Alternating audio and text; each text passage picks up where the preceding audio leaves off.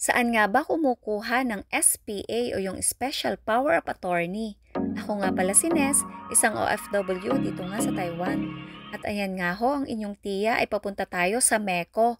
Bali 3 branch ang Meko dito sa Taiwan. Isa sa Taipei, Taichung at Kaohsiung. At dahil mas malapit nga ho ako dito sa Taichung, edi dito na nga lang din ho ako nagpunta. Galing Sinfong Station, sumakay lang din ho ako ng Manman na tren. At diretso na yan dito sa Taichung Station. Abay dahil man di syempre mabagal. Naku, nangawit na nga ho ang puwit sa 2 oras sa pag-upo sa tren. At ayan nga ho, nandito na tayo sa Taichung Station.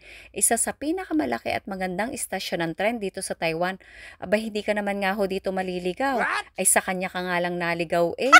Ay basta marunong ka nga lang hong magbasa, hindi ka talaga maliligaw. At ayan nga ho, sundan na natin ang papunta sa may city bus. Pwede naman nga ho tayong mag-taxi, pero mas gusto ko ho ang mag-bus, syempre, para makatipid na din. At naghahabol na nga din ho ako diyan sa oras. Ay, yung nga sa kanya ay naghahabol na nga ako, pati ba naman sa oras ay naghahabol pa rin. Pero saglit lang din naman nga ho, at ayan, dumating na nga ang 300 na bus. Number 300, dadaan ho yan sa office ng Meko. May nakasabay nga pala ho ako diyan na 3 Pinoy at bumaba nga ho sila na bago yung istasyon na malapit talaga sa Meko, pero bumaba na din ho ako at sumabay din sa kanila at naglakad na lang kami. At dito talaga ang tamang babaan ang Chungchen Elementary School Bus Station dahil katapat niya mismo ang KGI Bank na nasa taas po niyan ang office ng Meko dito sa Taichung. At madali lang din nga ho ang naging biyahe kaya ayan, pumasok na din nga ho kami dito sa loob. Kung hindi ka pa pamilyar, pwede mong tingnan dito yung floor kung saan ang Meko. So ayan nga ho, nasa 20th floor ang Manila Economic and Cultural Office, Taichung Extension Office.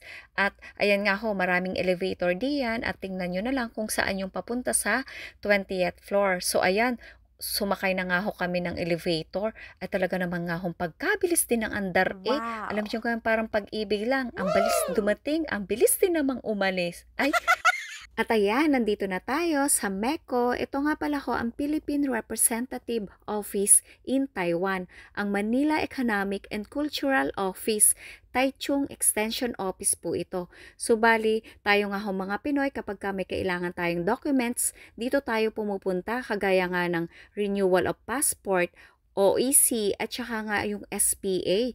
Alam nyo ka nga ho na muntik na nga ho ako diyang hindi mapagbigyan. Gawa nga ho ng Friday ako nagpunta at inabot na nga ho ako ng 1:00. Eh kapag ka nga ho SPA ang inyong lakad dito, ay wag ho kayo magpapa-1:00 dahil hindi na ho pwede, cut off na sila. Pero dahil mababait nga ho ang staff nila, ay talagang pinagbigyan din naman nga ho ako.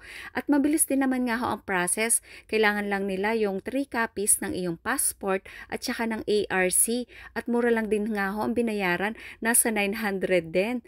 Kaya ayan, kita nyo naman at talagang tuwang-tuwa na nga ho ang tiya at nakuha ko na nga rin ho ang SPA. Yan nga pala hong SPA na kinuha ko ay para sa pagpunta ng anak ko dito sa Taiwan. Gawa ng requirement sa DSWD clearance at saka invitation na rin para sa pag-travel niya dito. At ayan nga ho, pauwi na rin ang inyong tiya, kaya maglalakad na ulit tayo. Bale, tatawid tayo sa kabilang kalye. At ayan nga ho, ang inyong tiya, bay ang ngiti, abot na nga ho hanggang tenga. Wari ko bay nakita na nga ho ang dawan. Ay, ari pala nga ho ang daan kapag ka nga pabalik na tayo ng train station sa Taichung. Dadaan ho tayo dito sa may underpass. Abay, dahan-dahan nga lang ho ang paglalakad diyan. Abay, baka mahulog. Mahulog na naman sa maling tao. Ay, ayan, ito ho yung Chungchen Elementary School bus stop. Diyan ho tayo sasakay. At sa kabila nga ho, sa katapat ayun, doon naman ang Meko, yung mataas na building na yon. Diyan ho kayo dapat bumaba. At mag-aantay lang ho tayo dito ng bus na 300 hanggang 310. Lahat ho yan ay dadaan ng train station sa Taichung.